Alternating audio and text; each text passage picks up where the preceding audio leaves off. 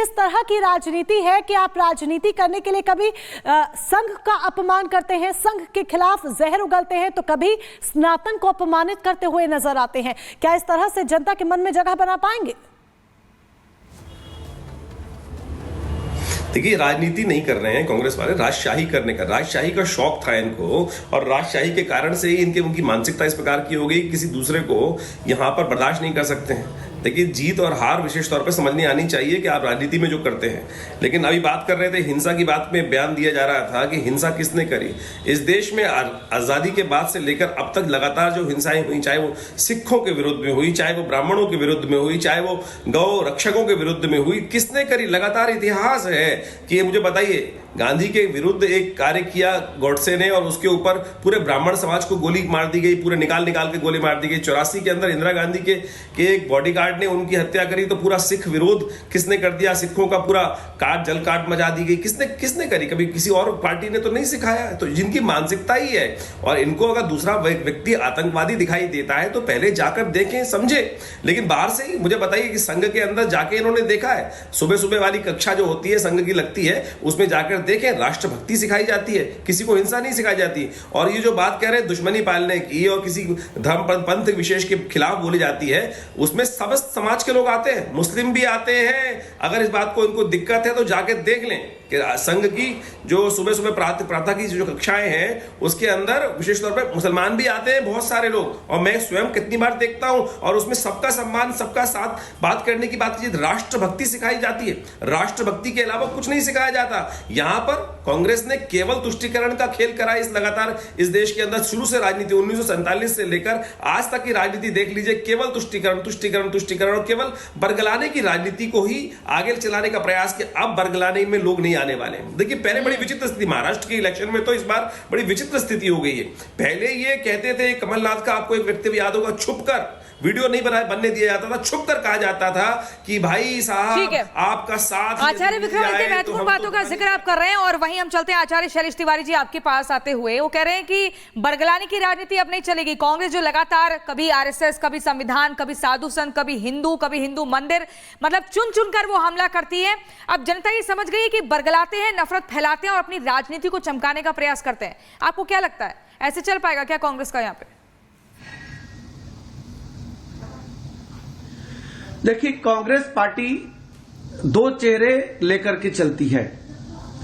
एक चेहरे उनके हैं जो हिंदू विरोध और हिंदू संगठनों का विरोध करना, और दूसरा उनका चेहरा है कि जहां हिंदू बाहुल्य है वहां चुनाव के समय अपने टाई कोट के ऊपर जनेऊ धारण करके भागते हुए मंदिर जाना और हिंदुओं को आकर्षित करना।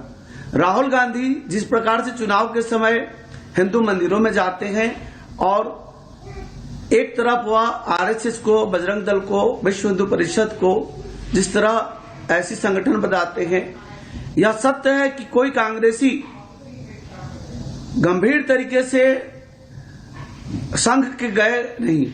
संघ में आप जाएंगे तो शारीरिक आत्मरक्षा और स्वास्थ्य वर्धन के लिए योग, प्राणायाम, ध्यान के साथ साथ राष्ट्रभक्ति और राष्ट्रगान और राष्ट्रगीत के साथ साथ राष्ट्र का समर्पण कैसे हो सिखाया जाता है। लेकिन कांग्रेस पार्टी जो है वह हमेशा राष्ट्र विरोधी लोगों के साथ रहती है। ऐसे लोग जो दाऊद इब्राहिम जैसे आतंकियों को सनातन का अपमान करना, कह रहे राष्ट्र विरोधी पार्टी बन चुकी है कांग्रेस, ये यहाँ पर कहना है हिंदू धर्मगुरु आचार्य शैलेश तिवारी जी का। युवराज पोखरना जी भी हमारे साथ राजनीतिक विश्लेषक जुड़े हुए हैं। युवराज जी, कांग्रेस की बात करें तो सबसे पुरानी पार्टी है, ऐतिहासिक पार्टी है, लेकिन जिस तरह की बयानबाजी और जिस तरह के नफरती बोल देखने को मिल रहे हैं, कहीं ये ना हो कि ये पार्टी आगे आने वाले वक्त में सिर्फ इतिहास बनकर रह जाए खुद। देखिए, जैसा कि आपने कहा, सबसे पुरानी पार्टी है राष्ट्र की, लेकिन ये पुरानी पार्टी सड़ चुकी है, गल चुकी है, और ये इनका पुराना इतिहास है। ये कोई पहली बात नहीं है। महात्मा गांधी की हत्या तो 30 जनवरी को हुई, लेकिन क्यों उसके एक दिन पहले अमृतसर में जवाहरलाल नेहरू, जिनको ये पंडित जवाहरलाल नेहरू कहते हैं काफी लोग, कि जवाहरलाल नेहरू ने अमृतसर में खुले मंच से संघ को गालियां दी थी, संघ के प्रति अपनी जो नफरत है, घृणा है, उसको बाहर किया था।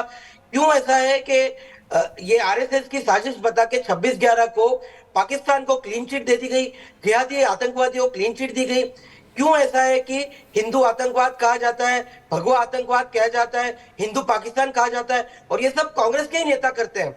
और ऐसा नहीं है कि गली नुक्कड़ से आया कोई आदमी कह रहा है, गली नुक्कड़ के कांग्रेसी नेता से लेके राहुल गांधी तक हर कोई, इनकी एक ही राजनीति है, सुबह उठो, पानी पियो, आरएसएस को गाली दो, रात को संघ भाजपा को गाली दो, सो जाओ। तो ये इनका चाल चरित्र डीएनए रहा है। लेकिन एक बात मैं आपको बता दूं, ये मुस्लिम तुष्टीकरण की इनकी जो राजनीति है, ये उसी को लाइन में लेके है। ये भी आपके दर्शकों को जानना चाहिए कि 2016 में सुप्रीम कोर्ट ऑफ इंडिया में राहुल गांधी जाके हाथ जोड़ के माफी मांग के आए कि गांधी का हत्यारा संघ को मैंने नहीं कहा, मैं क्षमा चाहता हूं।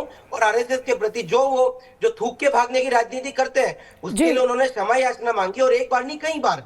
तो कई बार इस तरह का किया है और कई बार इस तरह की चीजें सामने आती रही हैं। चलिए, फिलहाल आप तीनों हमारे साथ जुड़े और अपनी अपनी प्रतिक्रियाएं दी, उसके लिए बहुत बहुत धन्यवाद आपका। और इस बीच एक बड़ी खबर आपको बता दें, आशीष शेलार ने कांग्रेस पर हमला बोला है, हिंदुओं को बदनाम करने की साजिश हुई है। आशीष शेलार कांग्रेस की हिंदू विरोधी मानसिकता के बारे में बोलते हुए नजर आए और उन्होंने कहा कि हिंदू विरोधी मानसिकता है कांग्रेस की। महाराष्ट्र कांग्रेस तुष्टीकरण की राजनीति कर रही है, आशीष शेलार का यह कहना है। मुंबई बीजेपी के अध्यक्ष हैं आशीष शेलार। जिस तरीके से कांग्रेस के बोल निकलकर सामने आ रहे हैं, चाहे मल्लिकार्जुन खड़गे की बात कर लीजिए या फिर कांग्रेस के नेता हुसैन दलवाई बयान देते हैं, उनके बयान की बात कर लीजिए। राष्ट्रीय स्वयंसेवक संघ और संगठन में, इस हिंदू संगठन में आतंकवाद सिखाया जाता है, इस प्रकार की बात करना ये सरासर निंदनीय है। कांग्रेस की ये भूमिका हिंदू विरोधी बहुत समय से है। हिंदू आतंकवादी, आतंकवादियों में हिंदू संगठन है, ये भूमिका शरद पवार साहब, सुशील कुमार शिंदे, पी चिदम्बरम और अब हुसैन दलवाई रख रहे हैं।